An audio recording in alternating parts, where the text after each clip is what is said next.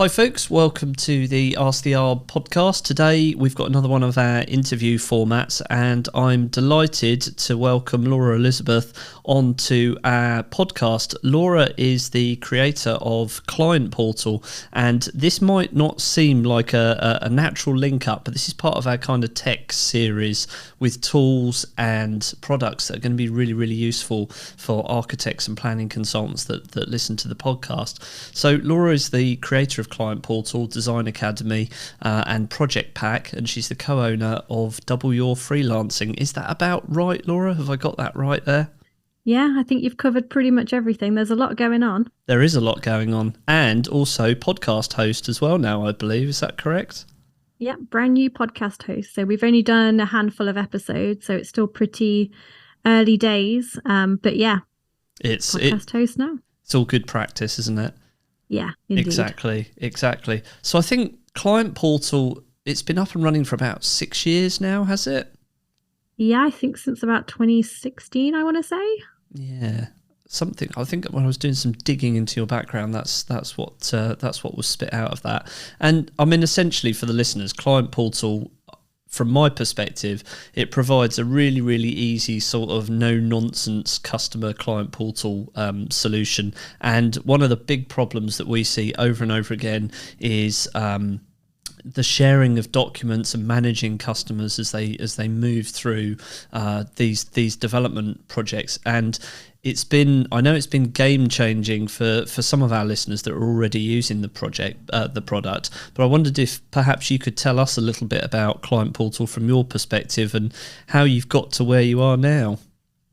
Yeah, so Client Portal is basically, the problem that it solves is if you're ever working with anyone, with a service provider, or you are the service provider, and you have all these documents and all these assets and all these things just scattered around everywhere, it solves the problem of, hey, can you send me that file that you sent back in March, because I've lost it and I can't find it in the email thread.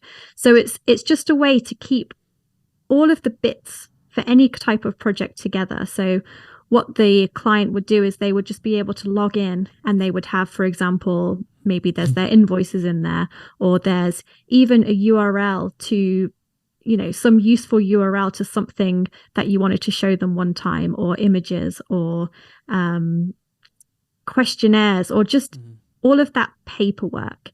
Because organizing paperwork is just the bane of my life and a lot of other people's lives, and especially with email, because you're not sent things anymore. Everything's just stuck in these really long email threads that have been forwarded and moved across, and it's just impossible to find them. So Client Portal just keeps all that together, basically. It's super simple, but that's what people love about it, because the simplicity makes it pretty powerful, really, because you can do anything with it. And it started back, as we said, in 2016, when I was working as a freelancer. So I was a freelance web designer, and I had this exact problem. So I was sending my clients links to questionnaires or links to documents that they needed to know. I was sending them invoices, and I was even sending them their final files. And sometimes even years down the line, a client would come back to me and say, hey, do you remember that logo or that invoice that you sent, or something really random? I can't find it. Can you send it again? And it would just be so frustrating, because I didn't know where this client's file was. It was maybe on like a backup hard drive somewhere, because we're talking on, like, honestly, years down the line. And I'd have to go through my computer and dig everything out and, give it back to them after the project had finished, so I wasn't getting paid anymore. And it was just really frustrating. So I wanted to give my clients just a portal where I say, this is your login, this has got everything you need, and this is yours pretty much forever. So if they ever lose anything, it doesn't matter how far in the future it is, they can just log into their portal and they can find it. So they don't need to contact me, unless it's for anything specific. And it turns out a lot of other people had the same problem as me. I didn't create Client Portal with the intent of selling it, but when I talk about this problem at different conferences, people would say, oh my gosh, this is my missing link in my project. Where can I buy it? So I ended up making it into a product. It took off pretty rapidly, and it's been my almost full-time thing ever since. I know we talked about I've got a few side things going on, but yeah, Client Portal is the bread and butter of my working life. And I think those sort of, I've heard it described as an accidental product on your own podcast, and I think, I mean, they're often the best ones, aren't they? But you describe a problem there. I can't imagine there's anybody listening to this podcast that hasn't got that problem. I mean, we try, as a business, we've tried to move away from email. We're using Freshdesk to deliver a lot of our client projects now, because at least then it's sort of a company-wide inbox, and the whole team can dive in and out, and if one person's not in the business, those projects don't grind to a halt. But I can't imagine there's anybody that can't relate to those problems. And how, I mean, in terms of taking it from something that was your own internal creation, your own internal system, and taking that out and releasing it into the wild, how have you found that journey? Because that's not necessarily a particularly cheap thing to do either, is it? No, so I'm not a developer myself, and the initial version of Client Portal was just this HTML template that I sort of hacked together. That was what I used with my clients. When I decided to sell it, I needed to come up with some funds to actually get this product into development. Now, I'd already been building an audience for a few years previously, so I had an audience of people. They were actually web developers initially, because I was also doing a design course for developers, and I partnered with a company who I met at a conference who was serving freelancers, and they were interested in promoting Client Portal. So we did this big pre-sale. It was almost like a Kickstarter in a way, but just not on Kickstarter, where we said, okay, this is how much I need to get the product into development.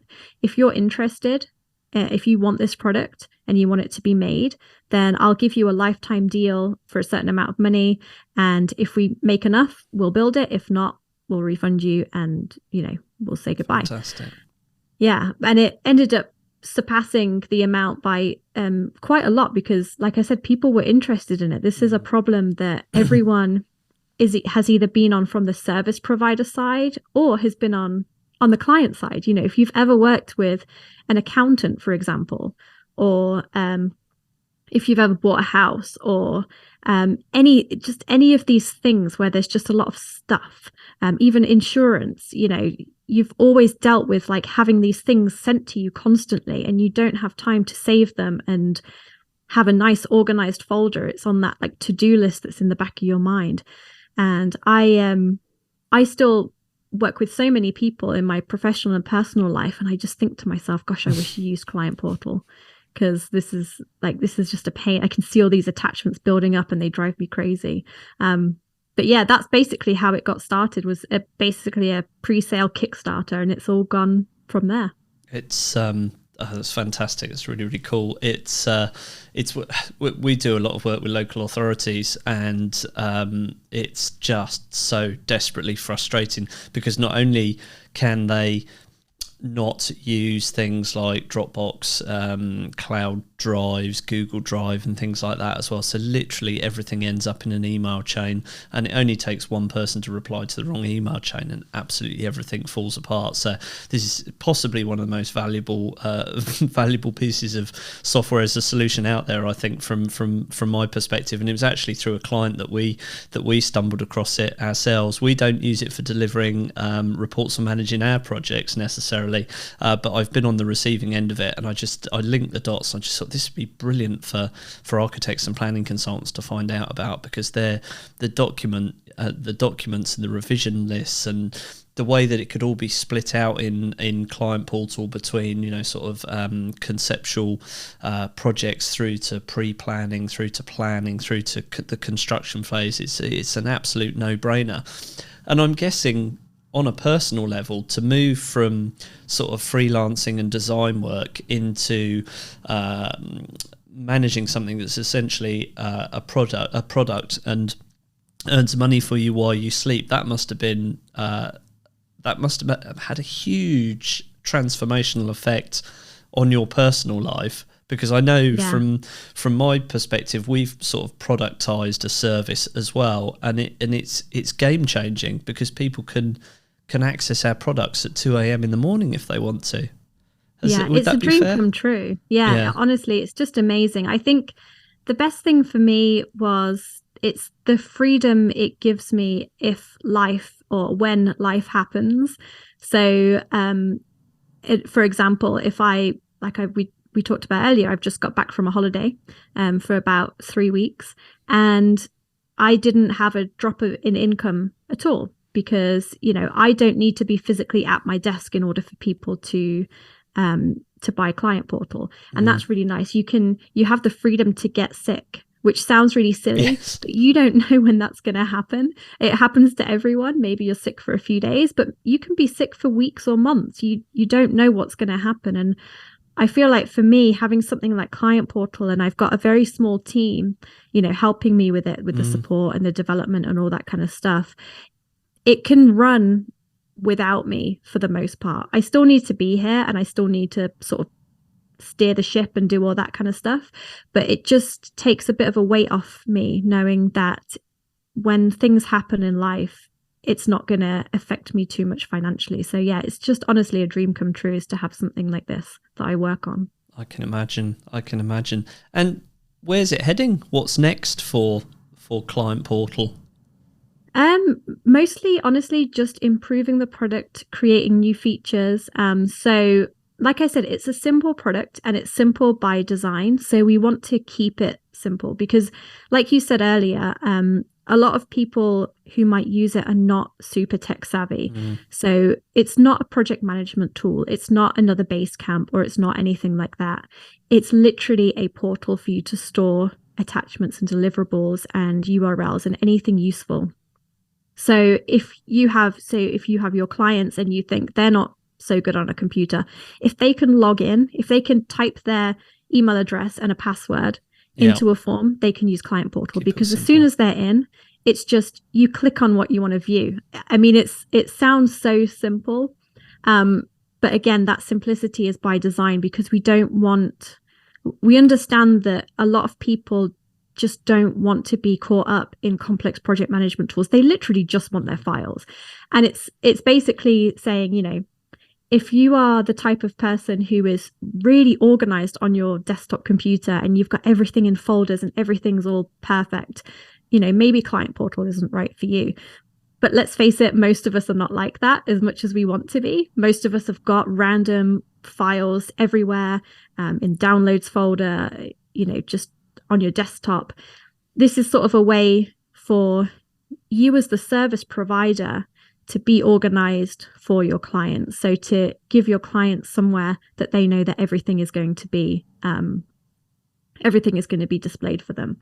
So in terms of where we're going, it's just keeping true to that. So we're always releasing new features, things like, automatic portal creation was our latest big one, where you can have clients sign up on your website and have a portal automatically created for them. So you don't have to do anything.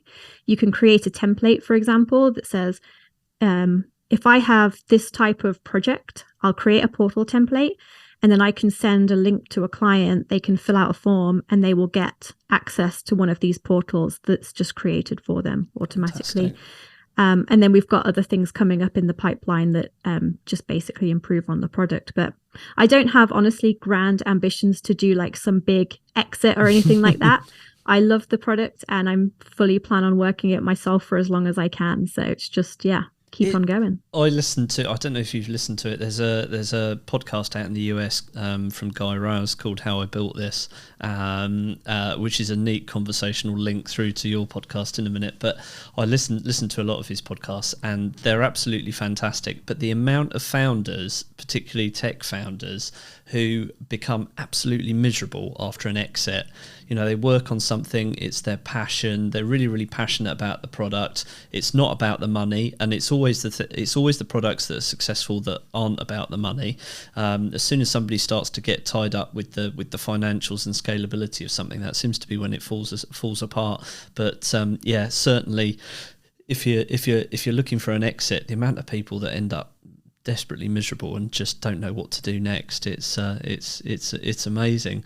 So speaking of podcasts, you have a new podcast. What's it called, and where can we find it?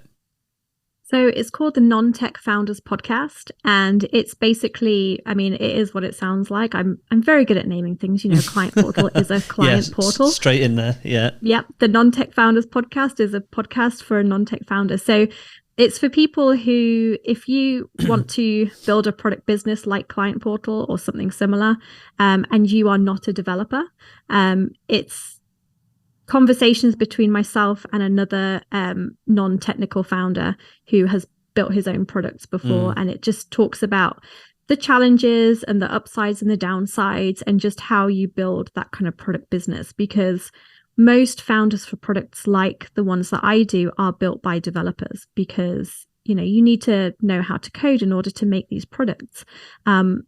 But I don't like that, because there's plenty of non-developers who have great ideas too. So how can you get started and do something similar to what I'm doing, which is, have this great product that you love working on and that sort of gives you, I wouldn't say, I don't like the term passive income, because it's not really true. It's never truly passive, and a lot of work up front, makes it that way.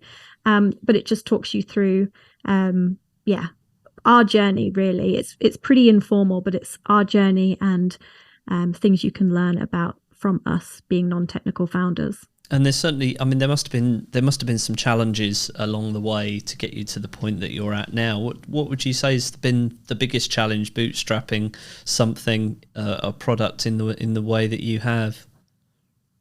I would say the biggest challenge, the big challenge for me right now is honestly time. I am so strapped for time. I have a almost 2-year-old at home, and me and my husband both run software companies. Yeah. And so we split, everything 50-50, like parenting 50-50, working 50-50. But even with that, it's just so hard, because I didn't know anything about children before I had one. And I kind of thought they would like play on their own a little bit, but they don't. No, that doesn't happen. No. So when she's home, we have to be there. Like, one of us is cooking, the other one's, looking after her. And she does go to nursery. But for the few hours that she's in nursery a day, after we've, done everything, like tidy up the house a bit, all this stuff, we don't actually get that many hours to work. And that is so hard for me right now, because I have so many things that I want to do. They're not things that I have to do, but I love what I do. And it's difficult for me to only have very short bursts of time. That's a challenge that I know will improve with time, though. So I'm not too worried about it. She will get older and we will get our time back. It's just being patient and enjoying the time we have with her there. You absolutely can't wish it away. I mean, my youngest son James is 8, and then I've got 2 older children that are 20 and 21. I won't tell you what's coming. You don't need to know about that yet. But I totally get where you're coming from with that, with the time. And it's, my business is built around James going to school and coming home from school. They're my kind of red lines, so everything gets squeezed in. And when we finish recording this podcast, 1:30ish now, I'll be going off to get him from school. But you're quite right. What that means is it condenses your day right down, which means I'm now a fully paid up member of the 5 a.m. club, whether I want to be or not, because I get up in the morning and from a mental health perspective, take the dog out for a walk, chill out for a little bit before the day starts. And it just gives me an hour in front of the computer in the morning when he's still in bed, which means that I can kind of get caught up on things a little bit. Otherwise, you get up at the same time as the children and the whole school run thing and running around and rush. And by the time you get into the office at like 9:30, it feels like everything is condensing down on you. So yeah, time is a huge problem, but it's a very precious time. 2-year-olds are fantastic because they hero worship, you see, Laura, at the moment. As they get older, that stops, unfortunately.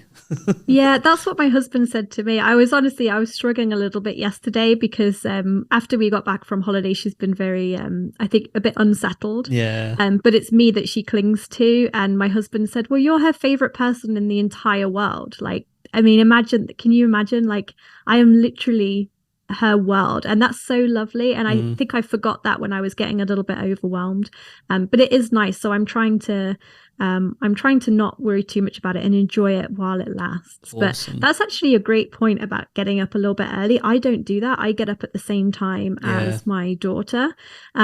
But you're right. If I had an hour to just, it's those little things, like the emails. Absolutely. And the sorting things that you need to do, and something's come through and you need to sort something to do with tax or whatever. If I can get those off my plate before starting the day, that might actually be the missing link. So I might try that. It's